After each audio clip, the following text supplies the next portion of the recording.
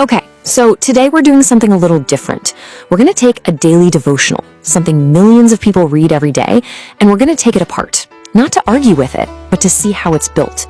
To understand the blueprint for how it connects with people and gets them to act. So let's dive in and see how a simple message about healing turns into this huge global call to action. Everything, and I mean everything in this document, hinges on this one single idea. This is the hook. It's the foundation that the entire thing is built on. It's powerful because it's so direct and it taps into something pretty universal. This desire we all have to feel better, to be whole. This is our ground zero. So, here's our game plan for today. We're going to start with that core promise. Then we'll look at how they back it up with evidence. And from there, we'll follow the exact path it lays out for the reader, starting with a personal prayer and ending with a spot in a global movement. First up, the core claim. Before you can get someone to do anything, you have to give them a really compelling reason why they should. And for this devotional, it all starts with how they define one key word: worship. Now, this is where it gets really interesting. Look at how they define worship here. It's not just singing songs or saying a prayer. They frame it very specifically as an act of faith that actively invites and connects you to healing. So they've just turned worship from this passive thing you might do on a Sunday into an active, powerful tool that you can use to change your own life. That's a huge shift. So, you've made a big claim. What's the next step? Well, you've got to back it up, right? You need to ground it in some kind of authority. Let's see how they do that. And here it is. They pulled this specific verse from the Bible. Now, the strategy here is really clever. The verse connects God's presence to a physical place, a house. The devotional then kind of stretches that idea, making a leap. The logic is, if God's presence can fill a temple, well, why can't it also fill a person's life through worship? It's a powerful and persuasive link. Okay, here's the pivot. This is where we go from theory to practice. It's not enough for you to just read this and nod your head and say, yeah, that makes sense. The goal is to get you to do something. This is all about turning that passive belief into real-world action. And look how simple they make it. There are no confusing instructions here.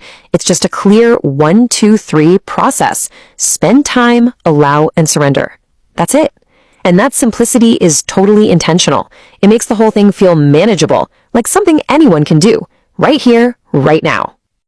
And just in case there was any hesitation left, they literally give you the words to say. They provide a pre-written prayer. This is a classic move to remove any friction. You don't have to wonder what to say or how to say it. The tool is right there for you, making it almost effortless to take that next step. Now, pay attention, because this is where the whole thing shifts in a big way. We're moving from something that's intensely personal, your own private worship, your own healing, to something that is massively public. The focus zooms out from just you to a much bigger us. And it starts with this. Just a number, hanging there with no context. 500 million. It immediately makes you ask the question, 500 million what? And there's the answer. This daily devotional, it's basically a doorway to a huge recruitment mission. That personal act of worship we just talked about is now being framed as your entry point into a global mission with a massive concrete goal. Your personal journey has just been connected to a collective cause. And just like the personal call to action, joining the big mission is also broken down into these really clear, simple roles. You can be a prayer partner, a volunteer, or a kingdom investor, which is usually a way of saying you can provide financial support. It gives people different ways to get involved, different on-ramps, so they can participate at a level they're comfortable with. So for our last section, let's zoom all the way out. Because this daily message doesn't just appear out of nowhere. It is the end product of a huge, well-oiled, and very organized global machine. I mean, just look at this. This isn't just a newsletter. This is a full-blown media strategy. They are everywhere their audience could possibly be. From a physical address in Nigeria to every single major social media platform you can think of. This massive network is built for maximum reach and to keep people constantly engaged. The global scale really hits you when you see this level of coordination. This is more than just a broadcast. It's a synchronized worldwide event that's literally happening around the clock. By setting up these prayer times across the globe, they create this powerful feeling of a constant, unified community that never sleeps. And of course, the engagement doesn't stop with a daily email. The devotional points you toward a whole ecosystem of content. The author has other books you can check out. This not only positions him as an expert, but it gives followers a clear path to go deeper, creating this loop that keeps them coming back for more. So when you lay it all out, it's a masterclass in communication. It starts with this intimate, personal promise of healing, gives you a super simple way to act on it, and then seamlessly connects that personal act to a huge global mission that has this massive organization behind it.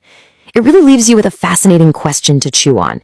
How can a single daily message be so good at building a bridge from someone's private personal belief to a massive, coordinated global action? Pretty powerful stuff.